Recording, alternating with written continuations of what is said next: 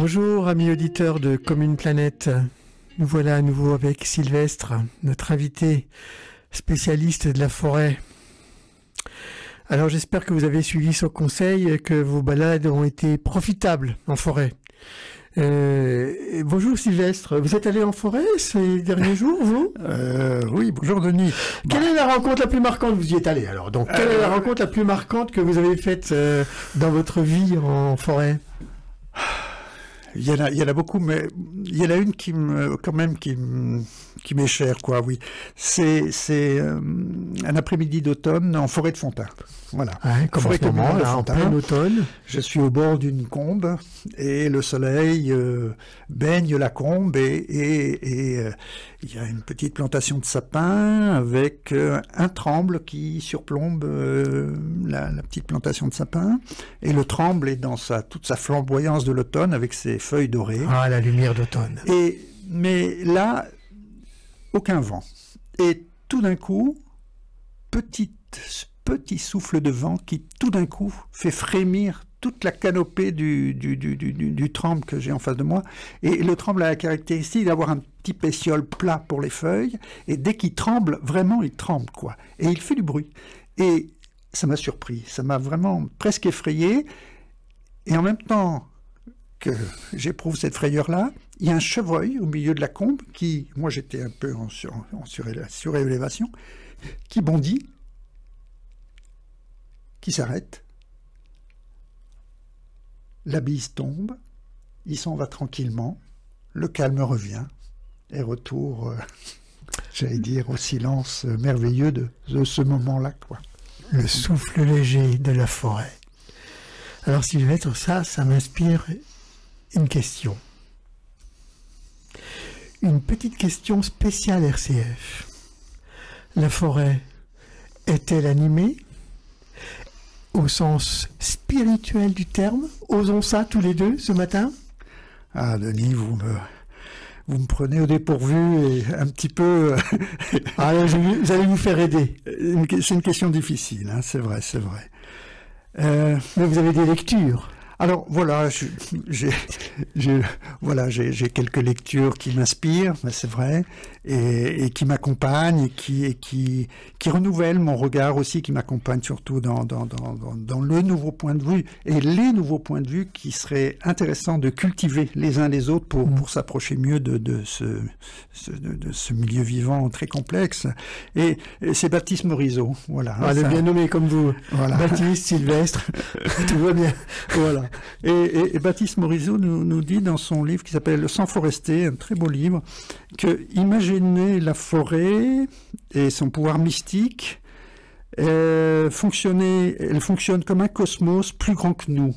J'aime bien cette idée de cosmos plus grand que nous, parce qu'on est quand même petit par rapport au vivant et au monde auquel on a affaire présence, quoi, hein, c'est plutôt ça. Plus grand que nous, capable de nous délivrer de choses, de nombreuses choses. Il trouve son origine, hein, dans des propriétés écologiques, justement. La forêt trouve sa puissance dans ses propriétés écologiques concrètes de l'écosystème forestier. Pourquoi? Parce que c'est celle qui vous englobe, la forêt, justement, quelque part. Je disais ça dans une précédente émission, perdu dans la brume, et tout d'un coup, ce sentiment d'être englobé par quelque chose de plus grand que nous, voilà. Et qui vous contient et vous tisse en même temps quand on la connaît. Il y a des tissages qui se font. Et d'une certaine manière, c'est la forêt qui décide de nos trajectoires intimes, si on y est attentif. Et quelque part, quelque chose se déploie. Voilà.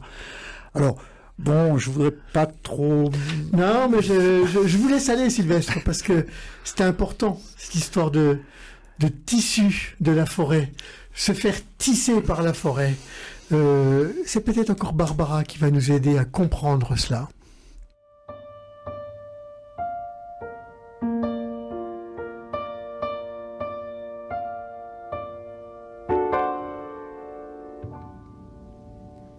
Derrière la saleté s'étalant devant nous, derrière les yeux plissés, les visages mous, au-delà de ces mains ouvertes ou fermées qui se tendent en vain ou qui sont point levées, plus loin que les frontières qui sont de barbelés, plus loin point que la misère. Il nous faut regarder, il nous faut regarder ce qu'il y a de beau, le ciel grisouleté, les filles au bord de l'eau, l'ami qu'on s'est fidèle, le soleil de demain, le vol d'une hirondelle, le bateau qui revient. L'ami qu'on s'est fidèle, le soleil de demain, le vol d'une hirondelle, le bateau qui revient.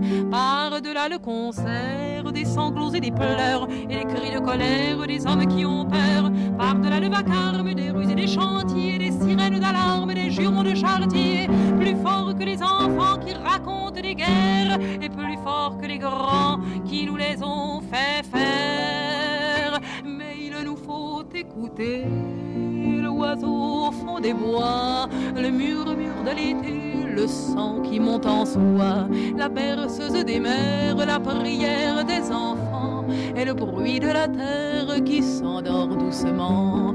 La berceuse des mers, la prière des enfants, et le bruit de la terre qui s'endort doucement. Il nous faut écouter, il nous faut regarder. Comme une planète, le magazine de l'écologie sur RCF. Merci Barbara.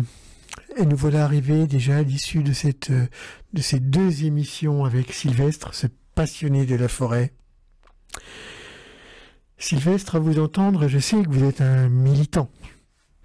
Mais à vous entendre, j'ai envie de vous poser une question qui va au-delà du militantisme.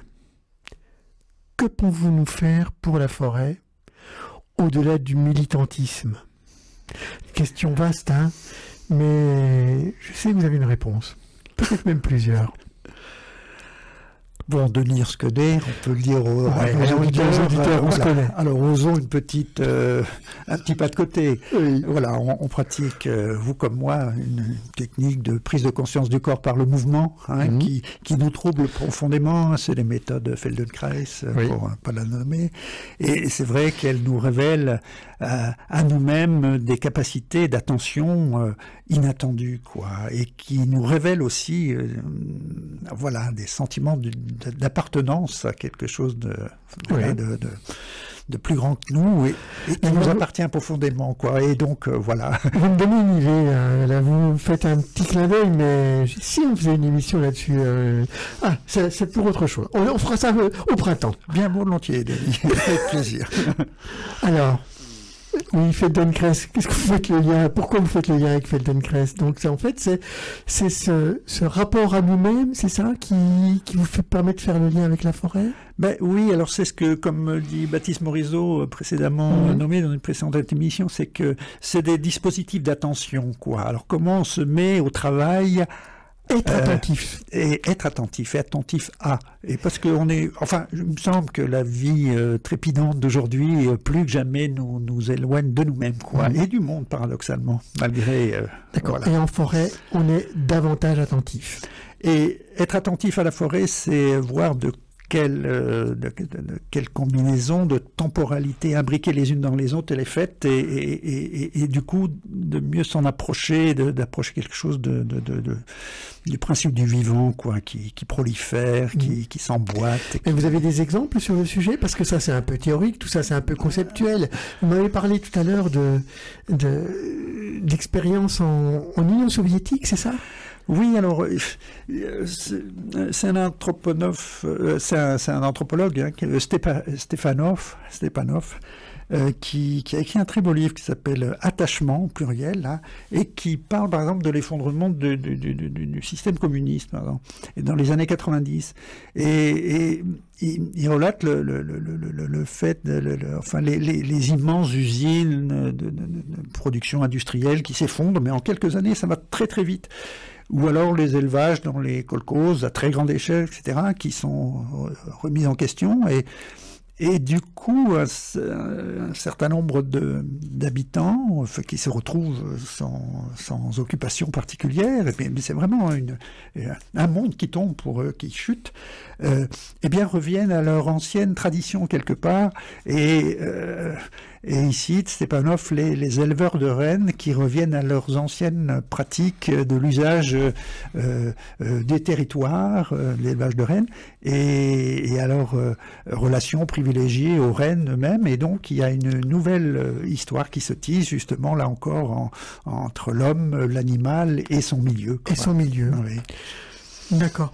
Donc voilà. Donc au-delà du militantisme, on peut se dire que la réponse, elle est peut-être déjà dans le milieu.